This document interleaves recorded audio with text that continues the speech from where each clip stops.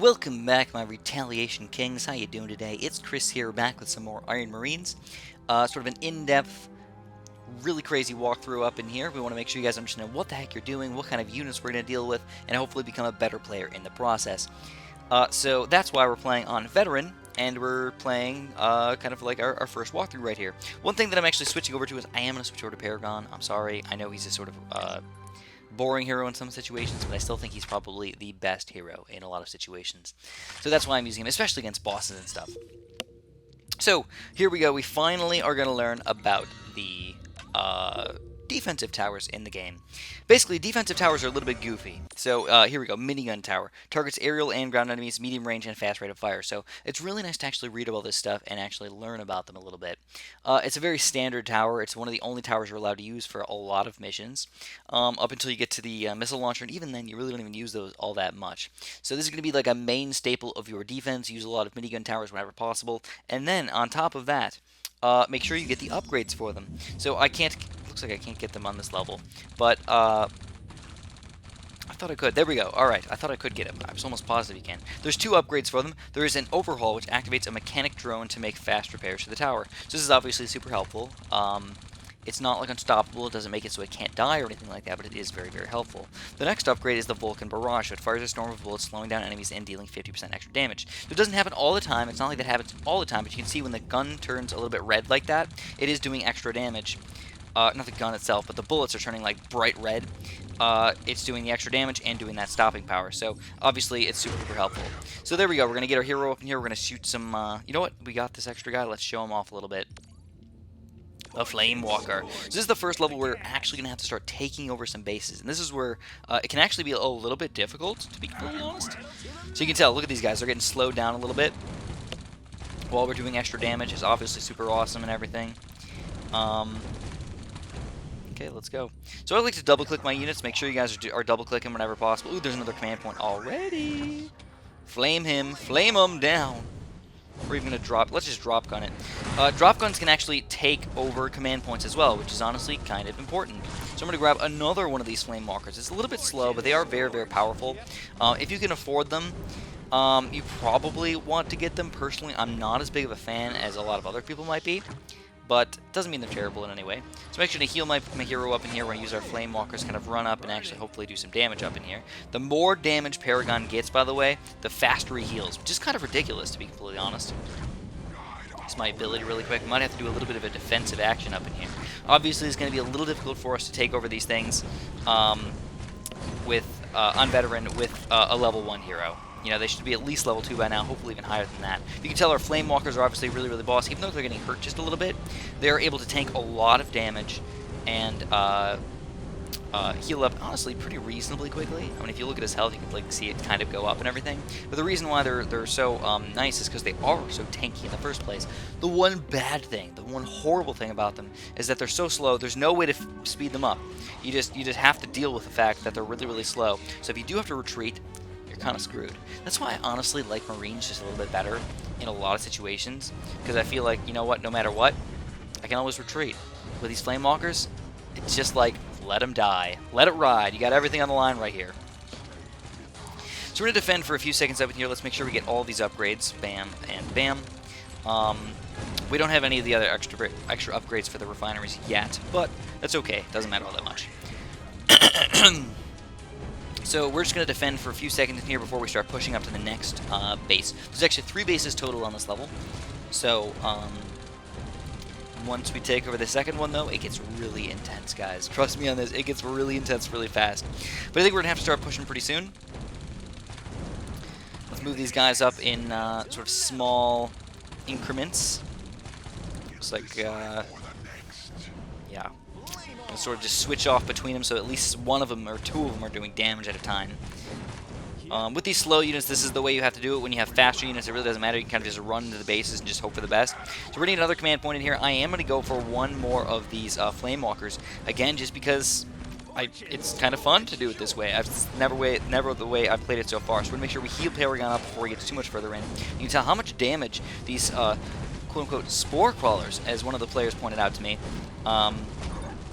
actually are. So we got a bunch of new units in here. Let's talk about them really quick. So here's the tower upgrades. Got 2 upgrades on each side. Obviously, we learned about that already. Then we've got the Flame Walker, so we got to talk about this guy. Flame Walker sets enemies on fire, deals damage over time, and targets only ground enemies. So by far, the weakest part of the Flame Walker is the fact that he only targets ground enemies.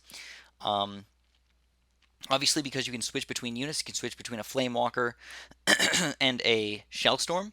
And the Shellstorm will shoot out missiles and kill every single flying unit in the game. And, on top of that, does a pretty good, decent job against ground units as well. So the Shellstorm tends to be a little bit stronger as an overall tower, and I kind of prefer him over the Flame Walker. But at the same time, I still find the mechas just to be too darn slow, and I don't really like them all that much.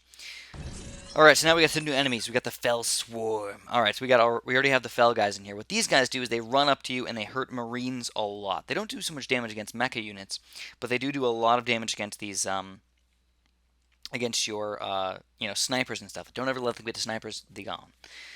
So, short range and only attacks units. Spitterbugs, these guys are pretty terrible. You're going to see these throughout the entire game. They really suck. You have to go up and you have to kill them. There's no easy way around it. This is why it's kind of nice to have some sort of melee units that can just run up and start killing these guys and get rid of them really quick. And let your other guys just kind of tank all the damage and do whatever they need to do. These guys are high damage, have armor-piercing attacks, and they're long range. So it doesn't even matter how much freaking armor they have, man. It's just going to shoot right through it. Spitterbugs suck. They do. They suck really bad. Anyways, let's use our 3 Flame Walkers and take this thing down. Also, I think I'm going to rescue this guy really quick. If they're going to let me. Oh, let me. You can only get dropped down in an area where you have visibility. So there we go. We rescued that guy. Not like it really matters, but hey, man, if you're trying to do a good thing, man, that's always good to do. Alright, let's take over this base really quick. Boom, boom, boom. And then we're going to have a huge attack coming in here already. Alright, so we're going to go for a double minigun defense. We'll spend our Ethereum as time goes on. So here we go. Huge rush coming in here, guys. Let's get a little bit of a defensive play going on. This is one level where they really do try and make it sort of weird to play, honestly, because you're stuck in this weird rush and then defend, rush and then defend, rush and then defend kind of mode, where a lot of the other levels aren't really like that as much. So we're going to drop the drop gun on these guys. Oh, come on, really? I can't see that? Are you kidding me? Drop the drop gun.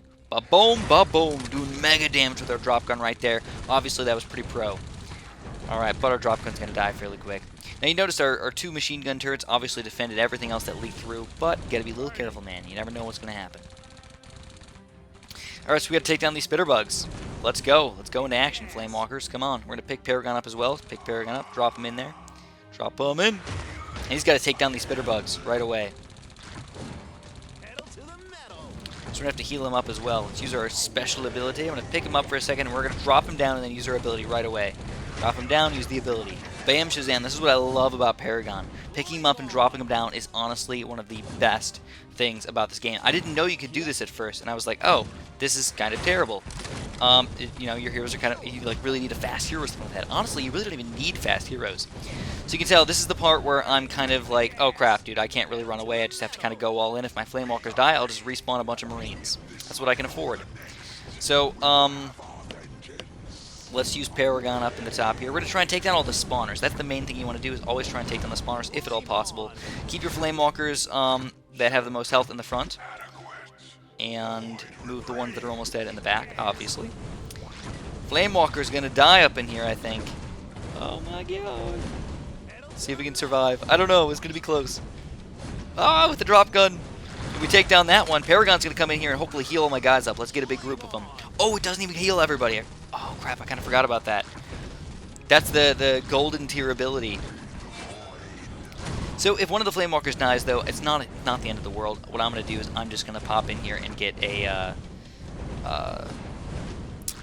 bunch of Marines coming in. But what I do need to do is I need to actually get up in here and try and kill these guys really quick. So even though I'm going to sacrifice my hero, I want to try and take this thing down.